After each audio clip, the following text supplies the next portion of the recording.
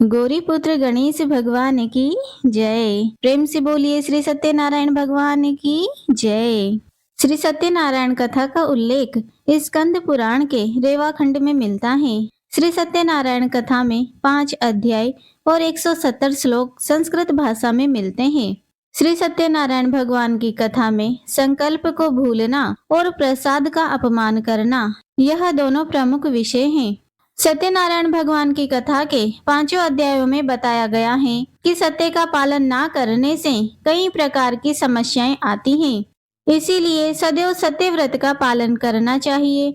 श्री सत्यनारायण भगवान की कथा भगवान श्री विष्णु के सत्यनारायण रूप की महिमा और कृपा का वर्णन करती है। इसका श्रवण और पाठ जीवन में सुख समृद्धि, शांति और हर प्रकार की समस्याओं से मुक्ति की कामना के लिए किया जाता है। कथा के पीछे ऐसा विश्वास है कि सत्य की आराधना और भगवान की महिमा का गुणगान करने से भक्तों के सारे कष्ट दूर हो जाते हैं और उनके जीवन में सदैव सुख और समृद्धि बनी रहती है।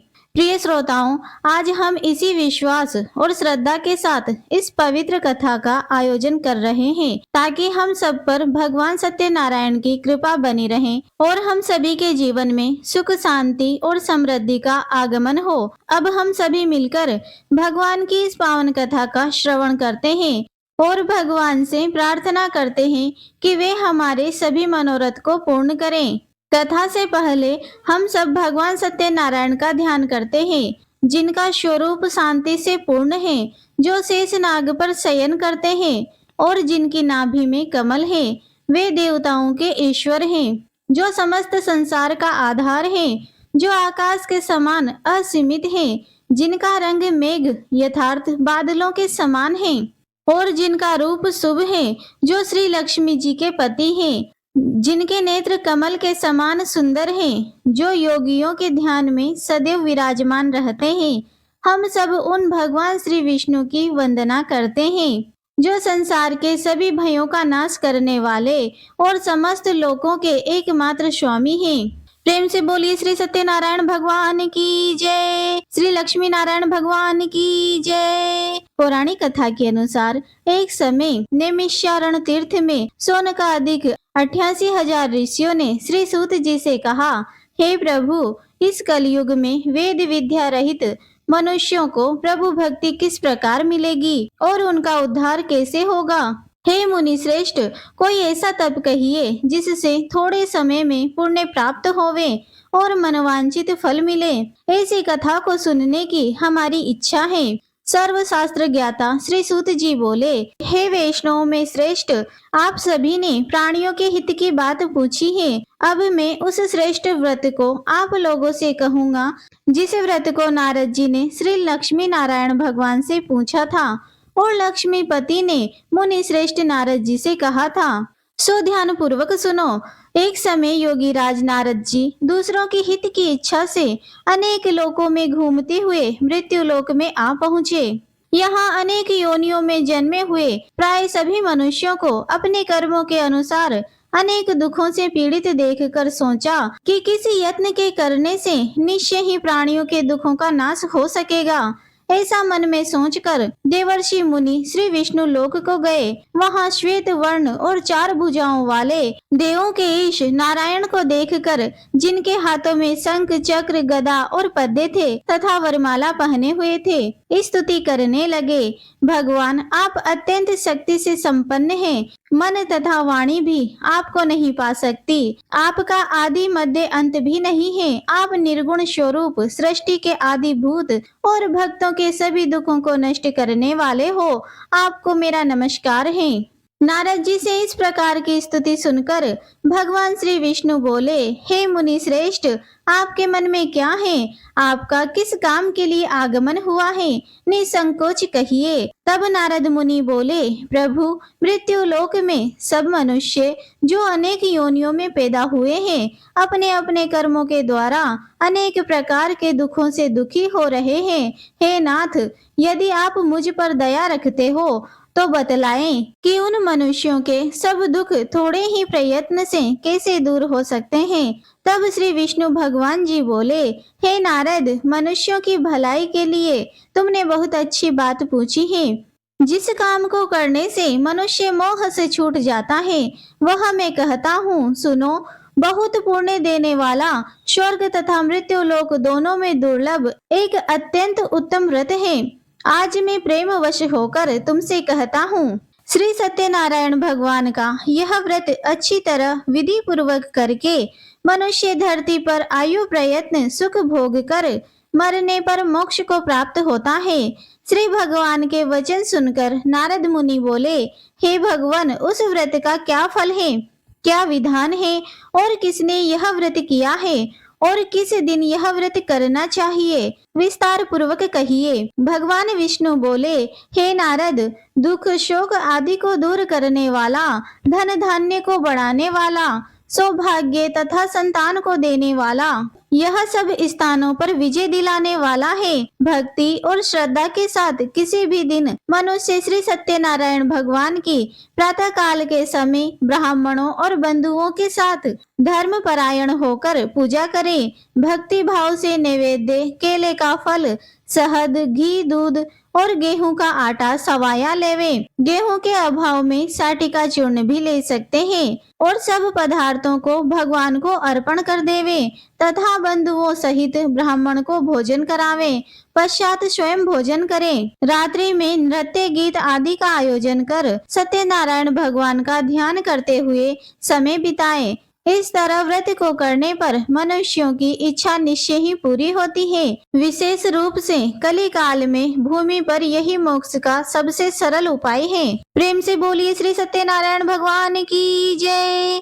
श्री सत्यनारायण व्रत कथा का प्रथम अध्याय संपूर्ण। दूसरा अध्याय। श्री सूत जी बोले, हे ऋषियों, जिसने पहले समय में इस व्रत को किया है उसका इतिहास मैं कहता हूँ, ध्यान पूर्वक सुनो। सुंदर काशीपुरी नगरी में एक अत्यंत निर्धन ब्राह्मण रहता था। वह भूख और प्यास से बेचैन हुआ नित्य पृथ्वी पर घूमता था। ब्राह्मणों से प्रेम करने वाले भगवान ने ब्राह्मण को दुखी देखकर बूढ़े ब्राह्मण का रूप धारण करके उसके पास जाकर आदर पूर्वक पूछा, हे विप्र, तुम नित्य दुखी होकर पृथ्वी पर क्यों घूमते हो? हे ब्राह्मण, यह सब मुझसे कहो, मैं सुनना चाहता हूँ। तब वह ब्राह्मण बोला, मैं निर्धन ब्राह्मण हूँ, भिक्षा के लिए पृथ्वी पर फिरता हूँ। हे भगवान, यदि आप इससे छुटकारा पाने का कोई उपाय जानते हो तो कृपा कर मुझे बताएं। वृद्ध ब्राह्मण बोला, हे विप्र, सत्यनारायण भगवान मनोवांछित फल देने वाले हैं, इसीलिए तुम उनका पूजन करो, जिसके करने से मनुष्य सभी दुखों से मुक्त हो जाता है। तब ब्राह्मण को व्रत का सारा विधान बतलाकर बूढ़े ब्राह्मण का रूप धारण करने वाले श्री सत्यनारायण भगवान वही अंतर्ध्यान हो गए। जिस व्रत को वृद्ध ब्राह्मण ने बतलाया, मैं उस व्रत को अवश्य करूंगा, यह निश्चय कर उसे रात भर नींद नहीं आई। सवेरे उठकर सत्यनारायण भगवान के व्रत का निश्चय कर वह भिक्षा के लिए चला। उस दिन उसको भिक्षा में बहुत सारा धन मिला, जिससे बंधु बांधवों के साथ उसने सत्यनारायण भगवान का व्रत किया। इसके करने से वह ब्राह्मण सब दुखों से छूटकर अनेक प्रकार की संपत्तियों से युक्त हुआ। उस समय से वह ब्राह्मण हर मास व्रत करने लगा। इस तरह सत्यनारायण भगवान के व्रत को जो भी करेगा वह मनुष्य सब दुखों से छूट जाएगा। इस तरह नारद जी से सत्यनारायण भगवान का कहा हुआ यह व्रत मैंने तुमसे कहा है। हे विप्रो, मैं अब और क्या कहूँ? तब ऋषिगण बोले, हे मुनीश्वर, संसार में इस ब्राह्मण से सुनकर किस किस ने इस व्रत को किया, हम वह सब भी सुनना चाहते हैं। इसके लिए हमारे मन में अत्यंत जिज्ञासा हो रही है। सूत जी बोले, हे मुनियों, जिसने इस व्रत को किया वह सब भी सुनो। एक समय वह ब्राह्मण धन और ऐश्वर्य के अनुसार बंधु बांधवों के साथ व्रत को करने को तैयार हुआ। उसी समय एक लकड़ी बेचने वाला बूढ़ा आदमी आया और बाहर लकड़ियों को रखकर ब्राह्मण के घर में गया। प्यास से दुखी लकड़हारा उनको व्रत करते देखकर ब्राह्मण को नमस्कार करके कहने लगा, यह आप क्या कर रहे हैं? इसके करने से क्या फल मिलता है? कृपा करके मुझे बतलाइए। ब्राह्मण ने कहा, सब मनोरथ को पूर्ण करने वाला यह सत्यनारायण भगवान का व्रत है। इसकी ही कृपा से मेरे यहाँ धन धान्य आदि की वृद्धि हुई है। ब्राह्मण से इस व्रत के बारे में जानकर लकड़हारा अत्यंत प्रसन्न हुआ।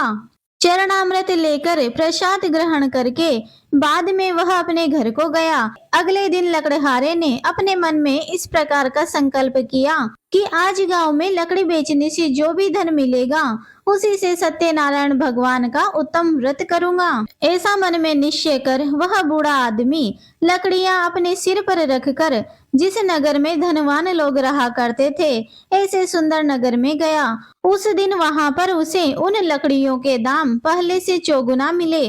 तब वह लकड़हारा दाम लेकर अति प्रसन्न होकर पके केले, शक्कर, घी, दूध, दही और गेहूं का चूर्ण इत्यादि सत्यनारायण भगवान के व्रत की कुल सामग्रियों को लेकर अपने घर को गया। फिर उसने अपने परिवार जनों को बुलाकर विधि के साथ भगवान का पूजन और व्रत किया। उस व्रत के पुण्य प्रभाव से वह बूढ़ा लकड़हारा धन पुत्र आदि से युक्त हुआ और संसार के समस्त सुख भोग कर अंत में वैकुंठ लोक को चला गया। श्री सत्यनारायण भगवान की जय। श्री सत्यनारायण भगवान व्रत कथा का दूसरा अध्याय संपूर्ण। तीसरा अध्याय। श्री सूत जी बोले, हे श्रेष्ठ मुनियों, अब आगे की कथा कहता हूँ, सुनो। पहले समय में उल्कामुख नाम का एक बुद्धिमान राजा रहा करता था। वह सत्यवक्ता और जितेंद्रिय था। प्रतिदिन देव स्थानों पर जाता और गरीबों को धन देकर उनके कष्टों को दूर करता था। उसकी पत्नी कमल के समान मुख वाली और सती साध्वी थी। पुत्र प्राप्ति के लिए भद्रशिला नदी के तट पर उन दोनों ने सत्यनारायण भगवान का व्रत किया। उस समय वहां एक साधु नामक वेश्य आया। उसके पास व्यापार के लिए बहुत सारा धन था। वह नाव को किनारे पर ठहराकर राजा के पास आ गया और राजा को व्रत करते देखकर विनय के साथ पूछने लगा, हे राजन, भक्ति युक्त चित्त से आप यह क्या कर रहे हैं? मेरी सुनने की इच्छा है, सो आप मुझे यह बताइए। तब राजा बोला, हे वेश्य, अपने बांधवों के साथ पुत्र आदि की प्राप्ति के लिए यह महाशक्तिमान नारायण भगवान का व्रत और पूजन में कर रहा हूँ। राजा के वचन सुनकर साधु आदर से बोला, हे राजन, मुझसे भी इसका सब विधान कहो। मैं भी आपके कहे अनुसार इस व्रत को अवश्य करूंगा। मेरी कोई भी संतान नहीं है और मुझे विश्वास है कि इस व्रत के करने से निश्चय ही मुझे संतान की प्राप्ति होगी। तब राजा से सब विधान सुनकर व्यापार से निवृत्त होकर वह आनंद के साथ अपने घर को गया। साधु ने अपनी स्त्री को संतान देने वाले इस व्रत को सुनाया और प्रण किया कि जब मेरे यहाँ संतान होगी तब मैं इस व्रत को करूंगा। साधु ने ऐसे वचन अपनी पत्नी लीलावती से कहे। एक दिन उसकी पत्नी पति के साथ आनंदित होकर सांसारिक धर्म में प्रवृत्त होकर श्री सत्यनारायण भगवान की कृपा से गर्भवती हो गई और 10वें महीने में उसके एक सुंदर कन्या का जन्म हुआ। वह कन्या दिनों दिन इस तरह बढ़ने लगी जैसे शुक्ल पक्ष का चंद्रमा बढ़ता है। कन्या का नाम कलावती रखा गया।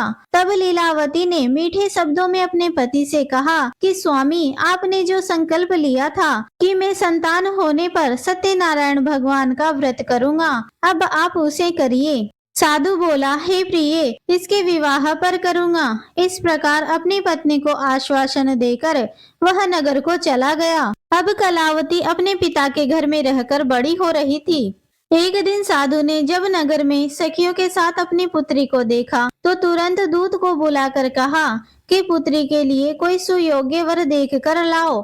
साधु की आज्ञा पाकर दूत कंचन नगर पहुंचा और वहां पर बहुत खोज कर बहुत देखभाल कर कन्या के लिए सुयोग्य वणिक पुत्र को ले आया। उस सुयोग्य युवक को देखकर साधु ने अपने बंधु बांधवों सहित प्रसन्नचित होकर अपनी पुत्री का विवाह उसके साथ कर दिया। किंतु दुर्भाग्य से विवाह के समय भी वह उस व्रत को करना भूल गया। तब श्री सत्यनारायण भगवान क्रोधित हो गए। और साधु को श्राप दे दिया कि तुम्हें दारुण दुख प्राप्त होगा। अपने कार्य में कुशल साधु वैश्य अपने जमाता सहित समुद्र के समीप स्थित रत्नपुर नगर में गया और वहां दोनों ससुर जमाई चंद्रकेतु राजा के उस नगर में व्यापार करने लगे।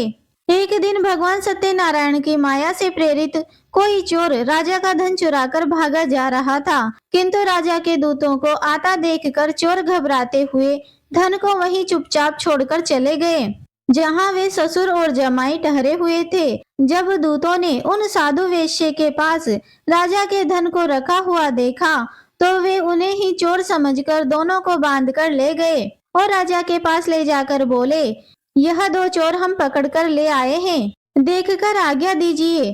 तब राजा की आज्ञा से उनको कठोर कारावास में डलवा दिया गया और उनका सब धन भी छीन लिया गया। सत्यनारायण भगवान के श्राप के कारण साधु वैश्य की पत्नी और पुत्री भी इधर घर में बहुत दुखी रहने लगी। उनके घर पर जो भी धन था चोर चुरा कर ले गए। शारीरिक और मानसिक पीड़ा तथा भूख प्यास से अति दुखी होकर और अन्न की चिंता में कलावती एक दिन एक ब्राह्मण के घर गई। वहां उसने सत्यनारायण भगवान का व्रत होते हुए देखा, फिर कथा सुनी और प्रसाद ग्रहण करके रात होने पर वह घर आई।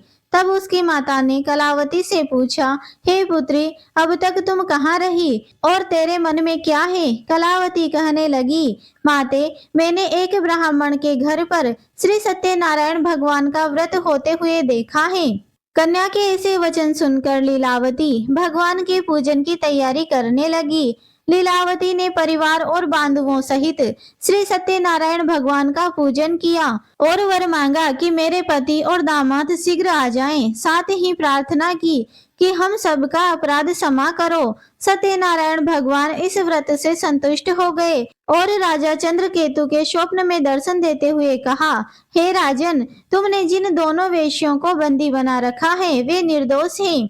उन्हें प्रातः होते ही छोड़ दो और उनका सब धन जो तुमने लिया है उसे वापस लौटा दो, नहीं तो मैं तेरा धन, राज्य, पुत्र आदि सब नष्ट कर दूंगा। राजा से ऐसे वचन कहकर भगवान अंतर्ध्यान हो गए। प्रातः काल राजा चंद्रकेतु ने सभा में अपना स्वप्न सुनाया। फिर दोनों वणिक पुत्रों को कैद से मुक्त कर सभा में बुलाया। दोनों ने आते ही राजा को नमस्कार किया।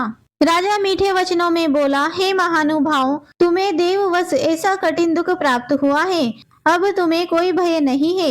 ऐसा कहकर राजा ने उनको नए नए वस्त्र आभूषण पहनाए और उनका जितना धन लिया था उससे 2 गुना धन देकर आदर सहित विदा किया। तब वे दोनों वेश्य अपने घर को चल दिए। श्री सत्यनारायण भगवान की जय। श्री सत्यनारायण व्रत कथा का 3रा अध्याय संपूर्ण। 4था अध्याय। श्री सूत जी बोले, साधु बनिया मंगलाचरण कर और ब्राह्मणों को धन देकर अपने नगर के लिए चल पड़ा। साधु के कुछ दूर जाने पर इधर भगवान सत्यनारायण की उसकी सत्यता की परीक्षा लेने के विषय में जिज्ञासा हुई। तब वे एक दंडी का वेश बनाकर उस बनिए के सामने आ गए और पूछा, साधु, तुम्हारी नाव में क्या भरा है? तब धन के मद में चूर दोनों महाजनों ने अवहेलना पूर्वक हंसते हुए कहा, दंडी सन्यासी, क्यों पूछ रहे हो? क्या कुछ मुद्रा लेने की इच्छा है? हमारी नाव में तो लता और पत्ते आदि भरे हैं। उनकी ऐसी निष्ठुर वाणी सुनकर दंडी वेशधारी भगवान बोले, तुम्हारी बात सच हो जाए। ऐसा कहकर दंडी सन्यासी का रूप धारण किए हुए भगवान कुछ दूर जाकर समुद्र के समीप बैठ गए। इधर दंडी के चले जाने पर नित्य क्रिया करने के बाद उतराई हुई यानी जल में ऊपर की ओर उठी हुई नौका को देखकर साधु अत्यंत आश्चर्य में पड़ गया और नाव में लता और पत्ते आदि देखकर मूर्छित होकर पृथ्वी पर गिर पड़ा। होश में आने पर वणिक पुत्र चिंतित हो गया। तब उसके दामाद ने इस प्रकार कहा कि पिताजी, आप शोक क्यों करते हैं? दंडी ने श्राप दे दिया है। इस स्थिति में वे ही चाहें तो सब कुछ सही कर सकते हैं, इसमें संशय नहीं है। अतः उन्हीं की शरण में हमको चलना चाहिए और वही मन की इच्छा पूर्ण होगी। दामाद की बात को सुनकर वह साधु बनिया उसके पास गया और वहां दंडी को देखकर उसने भक्ति पूर्वक उन्हें प्रणाम किया और आदर पूर्वक कहने लगे कि आपके सम्मुख मैंने जो कुछ कहा है असत्य भाषण रूप अपराध है। आप कृपया मेरे इस अपराध को क्षमा कर दीजिए। ऐसा कहकर बार बार प्रणाम करके वह महान शोक से व्याकुल हो गया। दंडी ने उस बनिए को रोते हुए देखकर कहा, हे मूर्ख, रो मत, मेरी बात सुनो। मेरी पूजा से उदासीन होने के कारण तथा मेरी आज्ञा से ही तुमने बार बार दुख प्राप्त किया है। भगवान की ऐसी वाणी सुनकर वह उनकी स्तुति करने लगा। साधु ने कहा, प्रभु, यह आश्चर्य की बात है। ब्रह्म आदि देवता भी आपके गुणों और रूपों को यथावत रूप से नहीं जान पाते। फिर मैं मूर्ख आपकी माया से मोहित होने के कारण भला कैसे जान सकता हूँ। हे प्रभु, आप मुझ पर कृपा कीजिए और मुझ पर प्रसन्न होइए। मैं अपनी धन संपत्ति के अनुसार आपकी पूजा करूंगा। मैं आपकी शरण में हूँ। मेरा जो नौका में स्थित पूरा धन था उसकी और मेरी रक्षा करें। उस बनिया की भक्ति युक्त वाणी सुनकर भगवान जनार्दन संतुष्ट हो गए। भगवान जनार्दन उसे अभिष्ट वर प्रदान कर वहीं से अंतर्ध्यान हो गए। इसके बाद वह साधु अपनी नौका में चढ़ा और उसे धन धान्य से भरी हुई देखकर भगवान सत्यदेव की कृपा से हमारा मनोरथ सफल हो गया। ऐसा कहकर 100 जनों के साथ उसने भगवान की विधिवत पूजा की। भगवान श्री सत्यनारायण की कृपा से वह आनंद से परिपूर्ण हो गया और नाव को प्रयत्न पूर्वक संभाल कर उसने अपने देश के लिए प्रस्थान किया। साधु बनिए ने अपने दामाद से कहा, वह देखो, मेरी रत्नपुरी नगरी दिखाई दे रही है। इसके बाद उसने अपने धन के रक्षक दूत को अपने आने का समाचार देने के लिए अपनी नगरी में भेजा।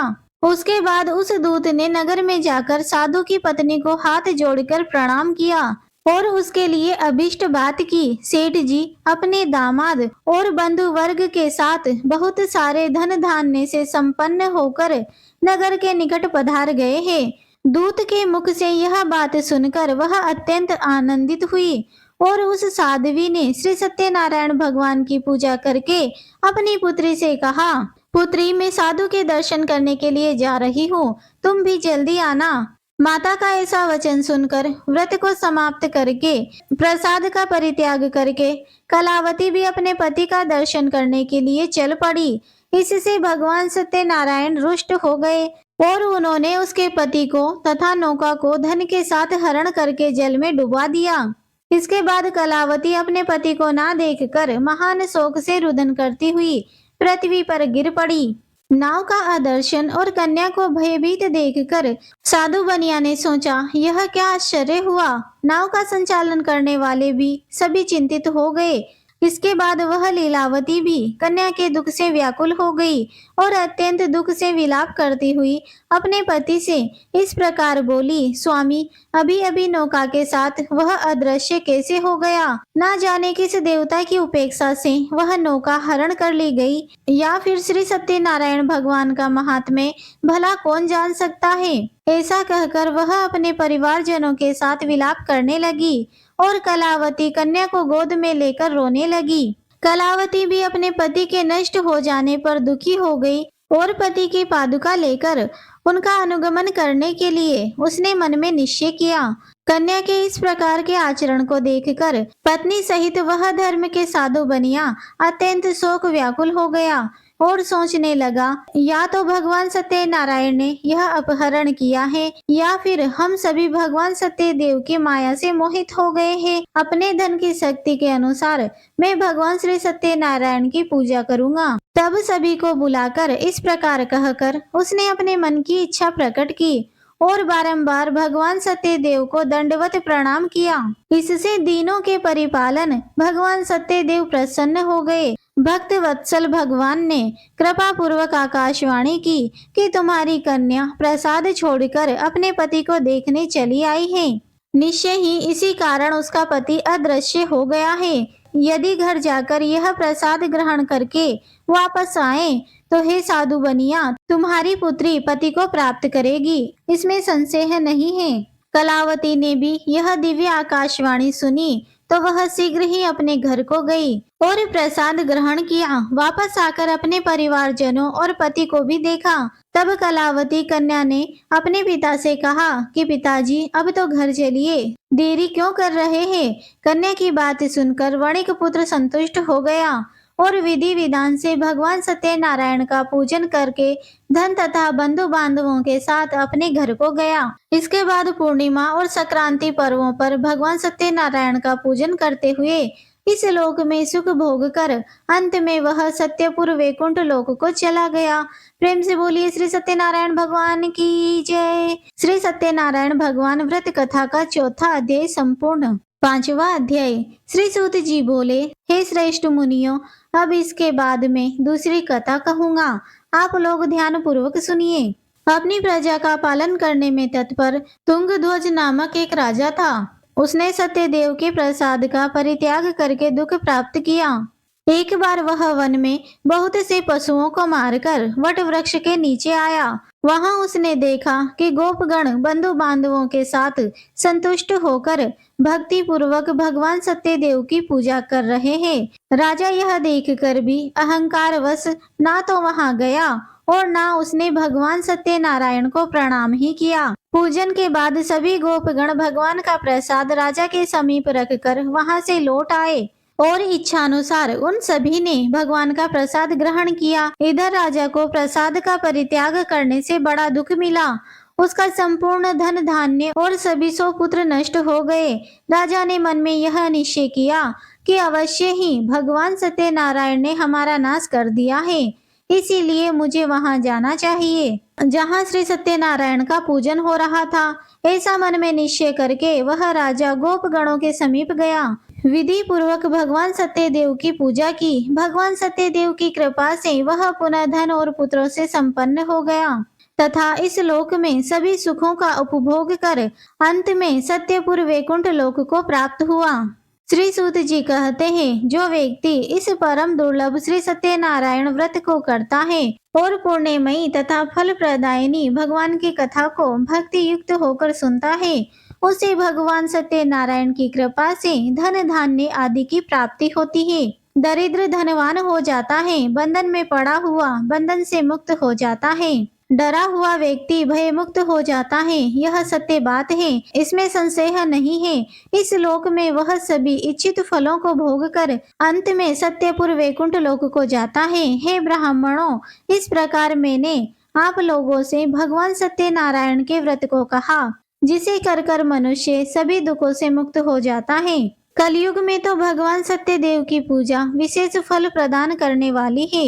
भगवान विष्णु को ही कुछ लोग काल, कुछ लोग सत्य, कोई ईश और कोई सत्यदेव तथा दूसरे लोग सत्यनारायण नाम से कहेंगे।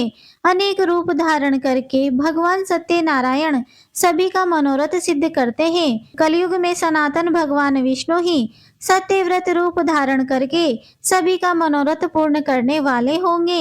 हे श्रेष्ठ मुनियों, जो व्यक्ति नित्य भगवान सत्यनारायण की इस व्रत कथा को पढ़ता है, सुनता है, भगवान सत्यनारायण की कृपा से उसके सभी पाप नष्ट हो जाते हैं। हे मुनीश्वर, पूर्व काल में जिन लोगों ने भगवान सत्यनारायण का व्रत किया था, उसके अगले जन्म का वृतांत कहता हूँ, आप लोग सुनिए। महान प्रजा संपन्न सतानंद नाम के ब्राह्मण सत्यनारायण व्रत करने के प्रभाव से दूसरे जन्म में सुदामा नामक ब्राह्मण हुए और उस जन्म में भगवान श्री कृष्ण का ध्यान करके उन्होंने मोक्ष को प्राप्त किया। लकड़हारा भील गुहों का राजा हुआ और अगले जन्म में उसने भगवान श्री राम की सेवा करके मोक्ष प्राप्त किया। महाराज उल्का मुख दूसरे जन्म में राजा दशरथ हुए, जिन्होंने श्री रंगनाथ जी की पूजा करके अंत में वैकुंठ प्राप्त किया। इस प्रकार धार्मिक और सत्यव्रत साधु पिछले जन्म के सत्यव्रत के प्रभाव से अपने दूसरे जन्म में मोरध्वज नामक राजा हुए। उसने आर्य से चीरकर अपने पुत्र की आदि देह भगवान विष्णु को अर्पित कर मोक्ष प्राप्त किया। महाराज तुंगध्वज जन्मांतर में स्वयंभू मनु हुए और भगवत संबंधी संपूर्ण कार्यों का अनुष्ठान करके वैकुंठ लोक को प्राप्त हुए। जो गोपगण थे, वे सब जन्मांतर में ब्रजमंडल में निवास करने वाले गोप हुए और सभी राक्षसों का संहार करके उन्होंने भी भगवान का शाश्वत धाम गोलोक प्राप्त किया। प्रेम से बोलिए श्री सत्यनारायण भगवान की जय, श्री लक्ष्मी नारायण भगवान की जय। श्री सत्यनारायण भगवान कथा का पंचम अध्याय संपूर्ण और इसी के साथ कथा समाप्त हुई। प्रेम से बोलिए श्री सत्यनारायण भगवान की जय।